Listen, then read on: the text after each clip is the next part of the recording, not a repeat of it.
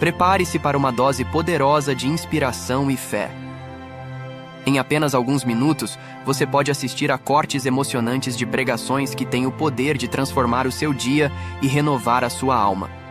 Não perca essa oportunidade de ser profundamente tocado pela palavra de Deus.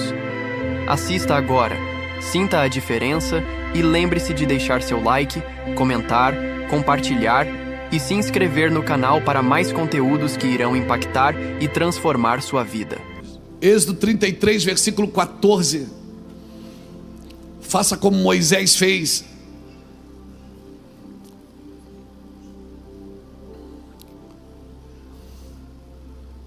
Respondeu-lhe: a minha presença irá como?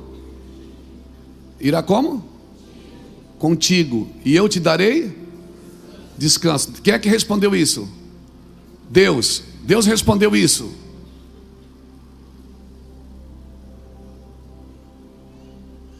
Deus disse: eu vou contigo.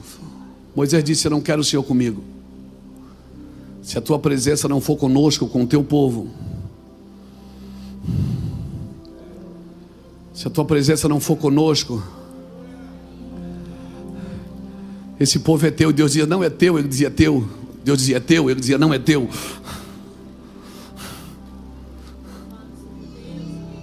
Deus está dizendo: eu vou contigo. Ele diz: não, eu não quero Deus, o Senhor comigo.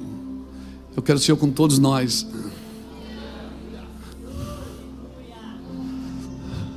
Só um homem e uma mulher que tem uma mente coletiva pode estar diante de pessoas. Porque um homem e uma mulher que não tem uma mente coletiva, quando Deus dissesse: eu vou contigo, o resto que se lasca, ele vai dizer: é verdade mesmo, Deus, mata todo mundo aí. Esse povo não presta, só me traz, Senhor. Esse povo não me honra. Está brigando por honra. Não é honra que você quer, é bajulação. Honra você não pede, você não exige. A quem honra, honra. E se não estão me honrando? Se não estão me honrando é porque Deus não quer me honrar agora. Ele quer me tratar, para quando eu ser honrado, eu não roubar a glória dele. E se estão me ofendendo, Deus está me tratando. Deus está me expandindo por dentro. Mas estão me perseguindo, só me ofendem. Mas Deus está me expandindo a sua presença dentro de mim. Mas eu irei contigo. Não, eu não quero o Senhor comigo, eu quero o Senhor conosco. Vai conosco. Ele disse: mas eu vou com você. Não, eu não quero o Senhor comigo. Primeiro Deus disse: eu vou matar esse povo e levantar você. Ele disse: não, fica conosco. E Deus disse: tá bom, então eu vou mandar um anjo. Ele disse: não, não quero um anjo, eu quero o Senhor. Tá bom, então a minha presença irá contigo. Ele disse: se a tua presença não for conosco, eu quero o Senhor junto com o teu povo, junto com a tua presença. Leia essa palavra ali no original, irmãos. Deus diz: eu vou contigo. Moisés responde: não, tem que ir com nós. Conosco ninguém podosco. Aleluia, aleluia. Sabe de uma coisa que eu sei? Deus nunca quis um homem sozinho. Não é bom que ele esteja só. Se a tua presença não for conosco, não é um homem sacerdotal. Deus está te chamando como uma família sacerdotal.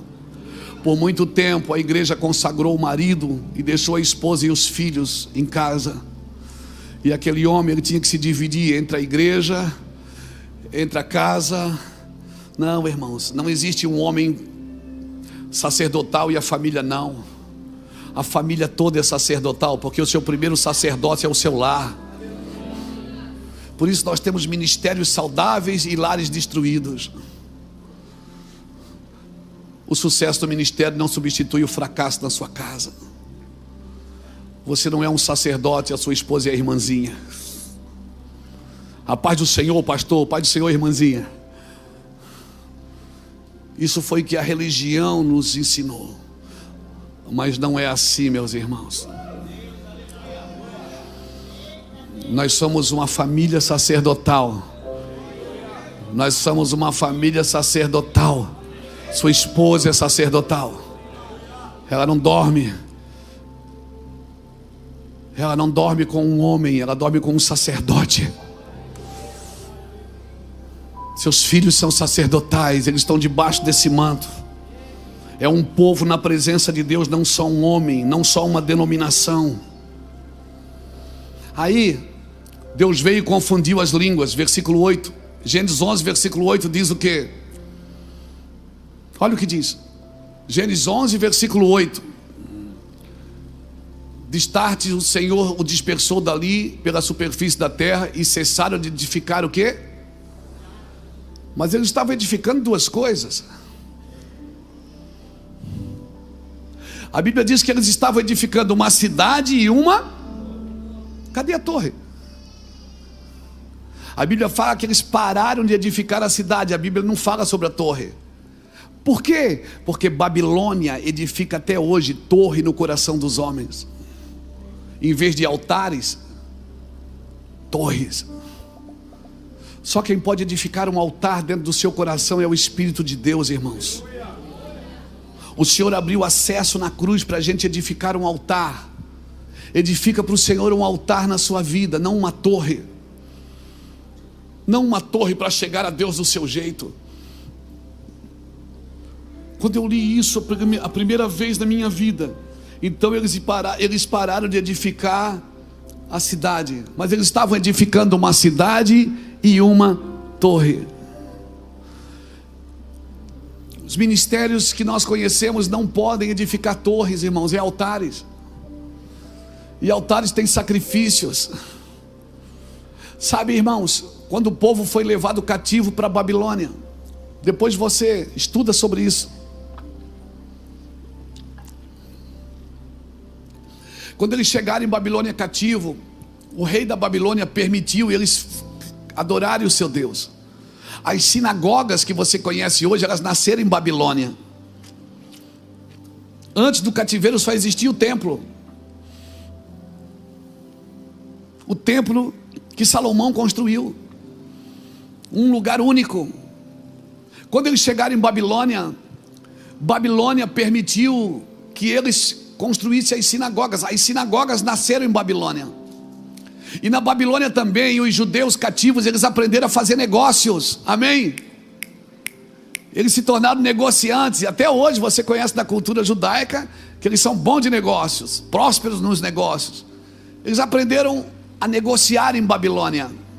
Só que Babilônia permitiu eles fazerem sinagoga. Só que na sinagoga não tinha uma coisa que tinha no templo. Na sinagoga tinha a Torá, tinha adoração, tinha a Torá, só não tinha sacrifício. Eles não matavam animais na sinagoga porque isso Babilônia não permitiu. Ou seja, na Babilônia eles aprenderam a negociar e desaprenderam a sacrificar. Por isso toda igreja que anda na síndrome de Babilônia, ela aprendeu a negociar, mas desaprendeu o sacrifício.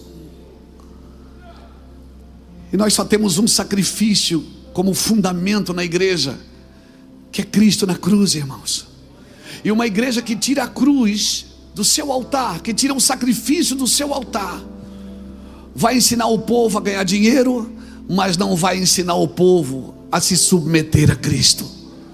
Não vai submeter ao sacrifício. Você está entendendo isso, irmãos? Que mensagem difícil de pregar, gente. Eu queria estar dando um pouco de glória aqui, mas eu penso que no começo desse ano Deus está nos ensinando. Não fuja, não solte a pedagogia do sacrifício, irmão. Não solte a pedagogia. Nós temos que ser sacrificados de vez em quando, irmão. Apresentai os vossos corpos como um sacrifício vivo, santo e agradável a Deus, que é o vosso culto racional. Qual é o maior sacrifício de hoje para nós? É o culto racional. Culto racional não é fazer um culto na razão, é pegar toda a sua razão e sacrificar a vontade de Deus.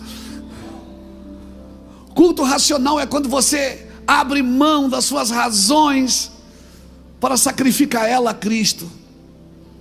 E o outro objetivo que eu penso que Babilônia nos deixa um ensino que a gente tem que cuidar com isso, porque o objetivo dessa torre era chegar no céu. Nós temos atraído seguidores da fama ou pessoas de reino?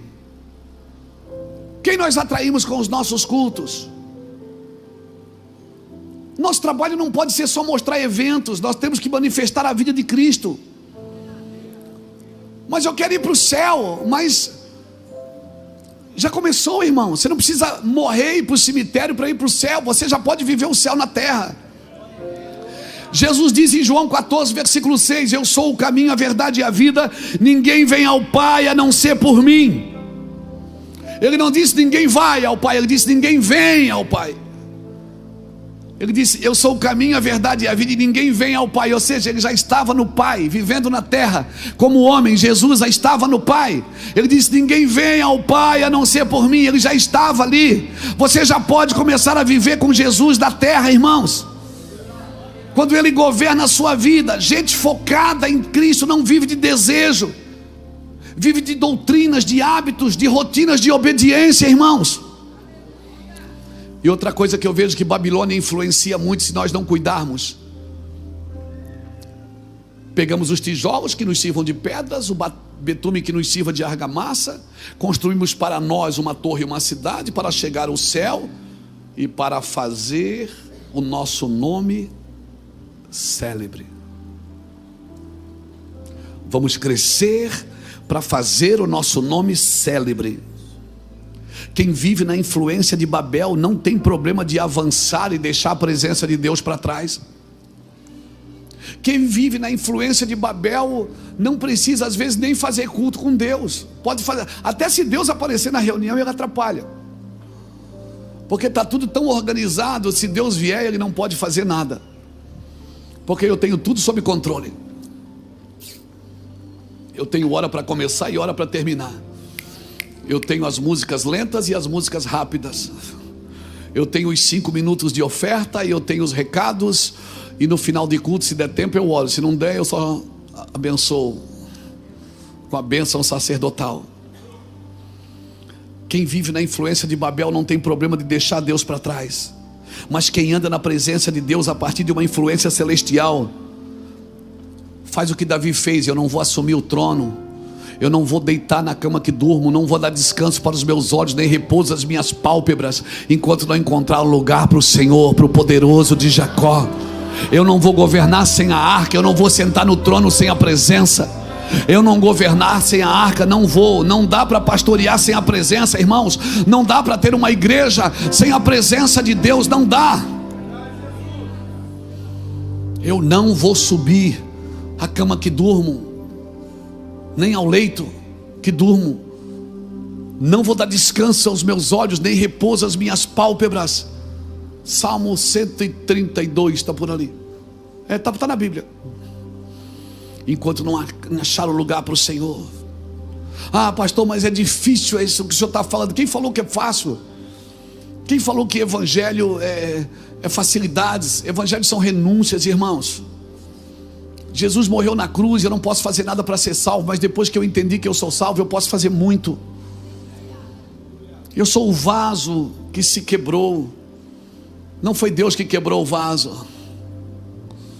Às vezes diz: oh, Deus está me quebrando. Você não fala assim?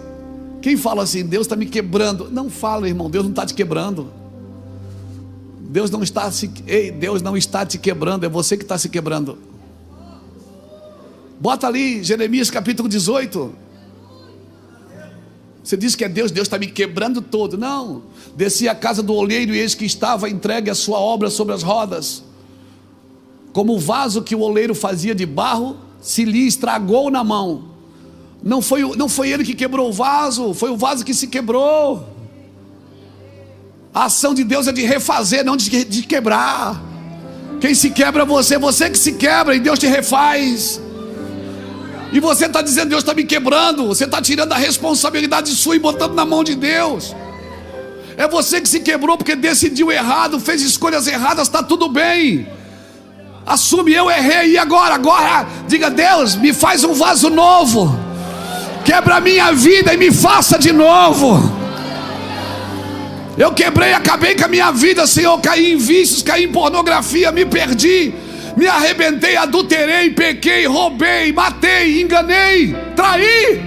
Mas Senhor, me refaz. Ainda bem que eu estou nas tuas mãos, me refaz.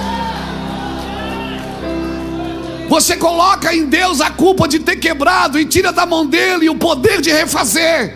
Ele te refaz, ele não te quebra. Mas Deus abate o soberbo. Deus resiste o soberbo. Esse abate, no original está escrito entregar a si mesmo.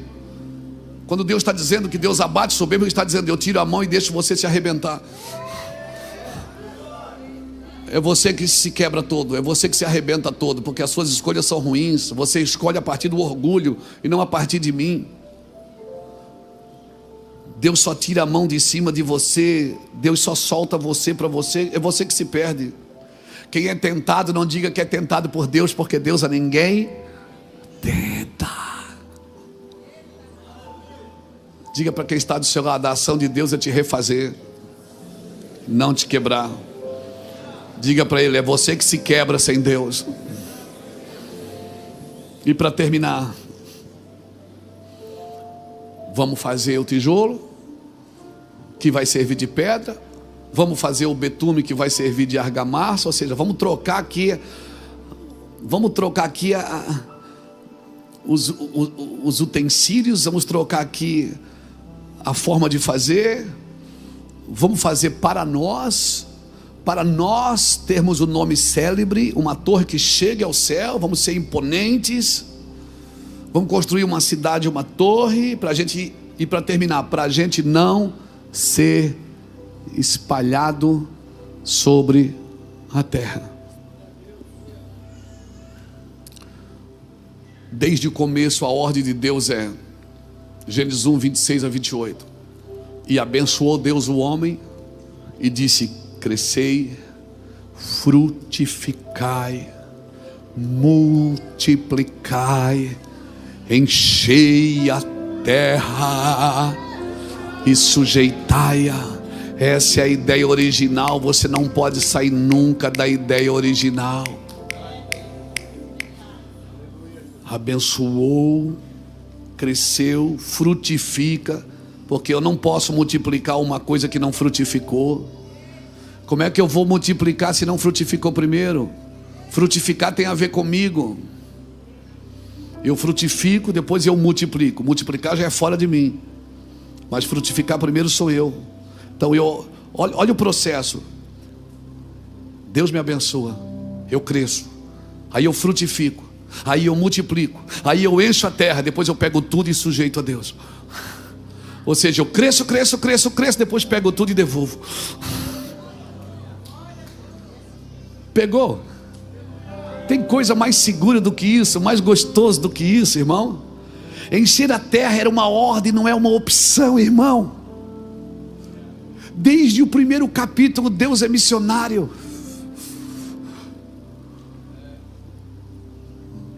Desde o primeiro capítulo, Deus é missionário. Quando a gente começou essa obra, o primeiro nome que veio foi missões evangelísticas. Vinde, amados meus. Isso é Mevan. Deus é missionário desde o primeiro capítulo. Deus fala de missões. Ele quer estabelecer o reino sobre toda a terra. Passou 1160 anos depois, em Noé, quando Noé sai da arca, ele fala tudo de novo: crescei, multiplicai, enchei a terra. Ou seja, ou a igreja faz o que Jesus mandou, ou ela vai construir torres para si mesmo. O único lugar que te protege é fazer o que Deus mandou. Mas eu tenho que ficar aqui para a gente ser unido, Fernando. A gente tem que ter unidade. Unidade se dá pela multiplicação. Unidade se dá pela multiplicação. Abraão, em ti serão benditas todas as famílias da terra. Veja que o plano de Deus sempre está evoluindo para mais. Sempre está evoluindo. Não é o meu nome que tem que ser célebre. Autopreservação é por multiplicação, irmãos. Qual era o recado aqui? Para que a gente não se espalhe, vamos ficar aqui junto, para a gente não se espalhar sobre a terra. Eu penso, né? Porque pensa assim, ó, vou fazer uma torre, porque estou saindo de um dilúvio. Peraí, se encher de água de novo, a gente corre para cima. É ou não é? Faz sentido ou não faz? Vão fazer uma torre para a gente chegar no céu, porque se encher de água de novo, a gente está seguro. Vão ficar todo mundo junto aqui, para a gente não correr risco, né, de se espalhar. Irmão, o homem vive tentando se autopreservar, para que não sejamos espalhados sobre a terra. Deus também tem o cuidado da autopreservação com você, porque se você não se espalhar, você vai chegar numa bênção final. A bênção final, ou seja, você vai criar uma linha, uma linha de chegada, você vai atravessar e pronto, aleluia, cheguei. Você não chegou em lugar nenhum ainda, meu filho.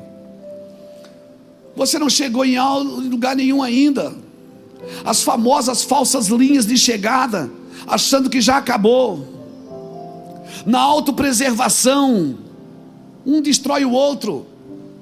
Por isso que você vai ver às vezes pessoas, igreja cresce, milhares de membros, glória a Deus, aleluia. Para quê? Para quê? Vamos, aquela igreja tem 10 mil membros, tem 20 mil membros, grandes coisas, para quê? Para quê, irmãos? Se a ordem é encher toda a terra. Porque se as pessoas não se multiplicam, elas vão tentar se autopreservar. E autopreservar, bateu, levou. Ofendeu, ofende também. Um está tentando defender o seu espaço. Pastor, vamos identificar quando é que nós vivemos em Babilônia. Quando os nossos relacionamentos estão firmados em autopreservação, com base no egoísmo e não na multiplicação. Eu tenho um recado para todos os pastores desta casa. Cresceu, multiplica. Cresceu, multiplica. Não abraça tudo e diz é meu. Quem diz é meu são as crianças, não são os adultos. E a ordem não é meu, é nosso. Pai, nosso. Pão, nosso. Se o Pai é nosso, o pão é nosso, o pecado também é nosso.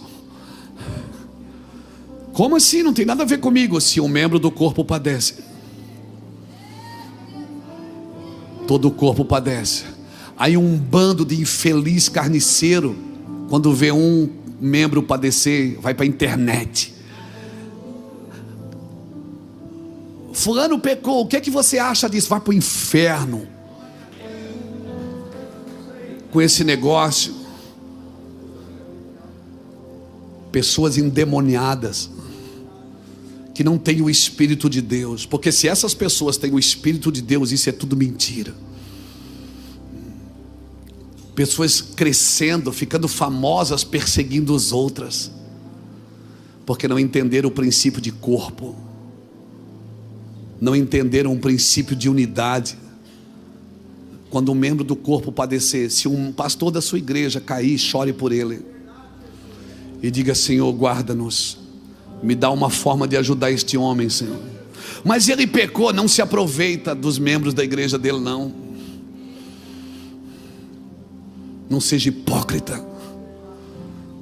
Senhor, me dá uma saída. Como que eu posso ajudá-lo? Como que eu posso servi-lo, Senhor? Me dá uma palavra para ir falar com ele. Eu quero salvar essa casa, eu quero salvar essa família. Mas ninguém está nem aí, irmão. Ainda fico julgando. O que é que você acha? O que é que você acha? Vem perguntar para mim o que eu acho. Quero pegar um taco de beisebol e correr atrás dessa cambada de carniceiro. Miseráveis carniceiros. São miseráveis carniceiros, irmãos, que se servem do pecado dos outros, que se servem da dor dos outros. Esse povo, pode escrever aí, vai pagar caro. E não é porque eu quero não, é porque a Bíblia diz que vai. Pode escrever aí. Todo assassino de vocação, a sua descendência pagará por isso. Todo assassino de vocação, a sua descendência pagará por isso. Quando você vê alguém caído, alguém que já esteve no Senhor, alguém que já foi do púlpito, chore. faça o que Davi fez por Saul, chore. Não, tem que pagar mesmo, porque me perseguia. Agora vai ver, miserável. Sabe por que a igreja, ela não sabe exercer misericórdia? Porque ela não experimenta misericórdia. Só exerce misericórdia quem já experimentou ela, irmãos. Se você vê algum pastor que chegou na sua conta, chegou nas suas redes sociais, o fulano caiu, pecou, adulterou, a esposa dele traiu, ele roubou, irmãos, cala sua boca. Porque à medida com que você medir, se prepare, Deus vai te pegar. E eu não estou amaldiçoando você não, eu só estou dizendo que Deus não se deixa escarnecer. Não vos enganeis. Tudo que o homem semeia, certamente ele ceifará. E se ele está em pecado, colhendo algum pecado que ele lançou, você que está atacando o pecado dele, também vai colher a forma que você reagiu a isso. Isso não é maldição, isso é verdade bíblica. Então quando você vê alguém em pecado, caiu, pecou, acabou com tudo, botou a igreja fora, traiu a esposa, traiu o marido, roubou, se envolveu com pecados financeiros, dobre o seu joelho, diga: Senhor, guarde a tua noiva. Senhor, me dá uma saída para ajudar esse homem. Como que eu posso ajudar ele?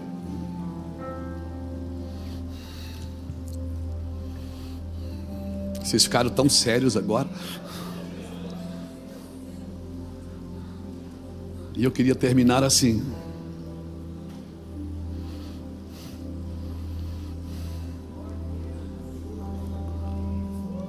Não tente se autopreservar atacando os outros. Não tente se autopreservar. Nós não estamos vivendo em Babel, nós estamos na igreja. Se estamos renunciando em prol do próximo, nós estamos vivendo na igreja. Mas se não estamos renunciando em prol do próximo, nós estamos em Babel. Amém? Quero terminar aqui.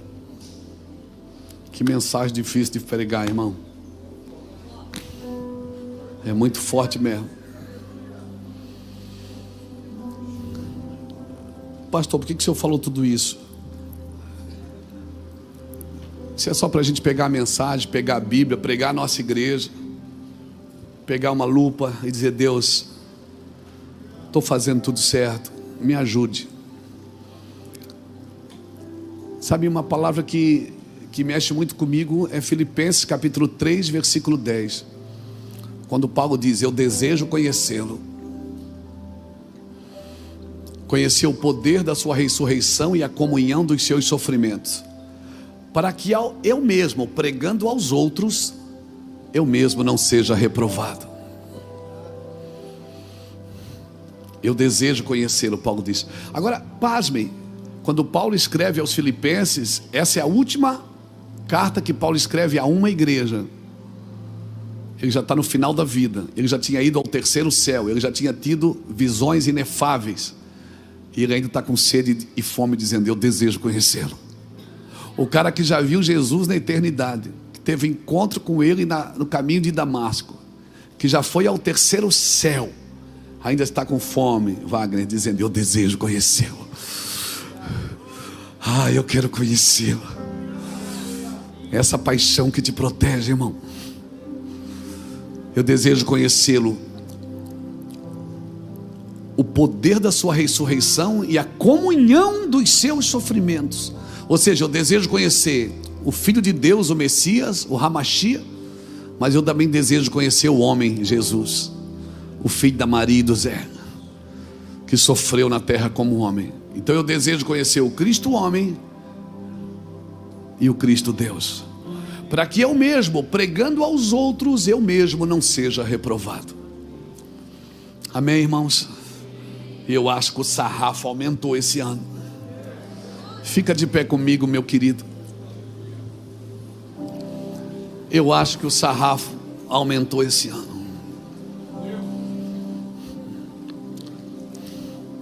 Olha aqui. Se Deus tiver que derrubar alguém para levantar você, primeiro que Ele não vai fazer isso.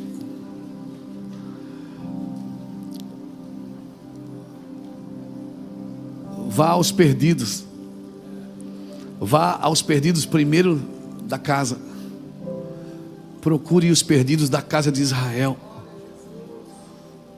Faça uma lista de pastores que vocês sabem que eram homens e mulheres de Deus e hoje não fazem mais parte do reino de Deus. Se perderam no caminho. E às vezes a igreja, por não saber ajudá-los, expurgou. Vá atrás deles. Eu duvido você ir atrás, fazer uma janta e convidar eles para comer na sua mesa. Eu duvido você pegar uma ceia e sentar ele na sua mesa e dizer: eu queria ceiar com você. Ele vai dizer: não, mas eu tô desviado. Não, quero te trazer de volta. Quero te trazer de volta para a mesa. Se você quer salvar o mundo, você precisa primeiro entender o amor de Deus. Deus não ama como você ama. Deus não tem amor, Ele é amor. Pastor, mas não, essa pessoa que o senhor falou não é pastor, ela é uma pessoa da minha família. Faz isso. Traga para a mesa. Vai buscar. Traz de volta. Talvez a sua reputação vai para a lama por causa disso. Talvez as pessoas vão dizer: ó, ele concorda com o pecado. Talvez as pessoas vão dizer assim: ele apoia o adultério, ele apoia os abusos. Seja homem e não se mova por opinião pública. Se mova pelos céus. Essas pessoas estão dando voltas no deserto, elas não vão chegar a lugar nenhum. Você está indo para um lugar em Cristo. Traga de volta as pessoas. Não, pastor, não, melhor que vai da igreja, pelo menos não incomoda. Você quer fazer uma igreja bonita, pura, para mostrar para a sociedade, sem defeito e sem mácula. Você quer santificar a igreja do seu jeito. Eu vou repetir: evangelho não é para levantar heróis, é para restaurar vilões.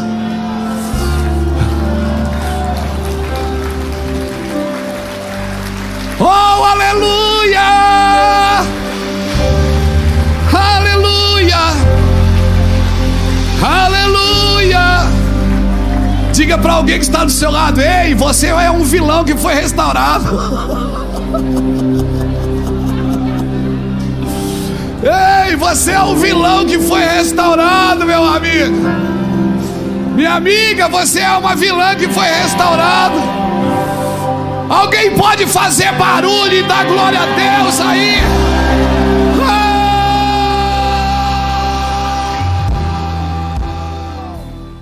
Qual parte dessa mensagem falou mais ao seu coração? Gostaria de saber de você. Compartilhe sua experiência nos comentários. Sua história pode inspirar outras pessoas e, para fortalecer ainda mais a sua fé, dê uma olhada nesta mensagem. Irmão, não cabe na minha cabeça, não cabe, sério, não cabe na minha cabeça que um pastor chama um irmão e proíbe ele de ir numa outra congregação da sua cidade. Não cabe na minha cabeça isso.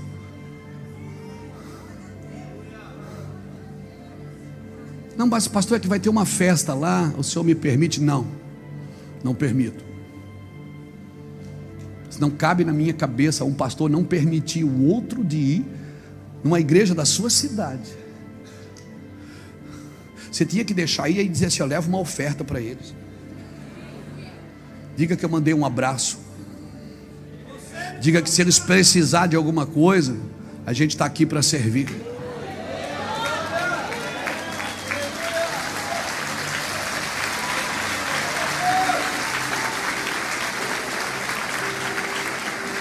Não deixe de assistir a esta mensagem especial.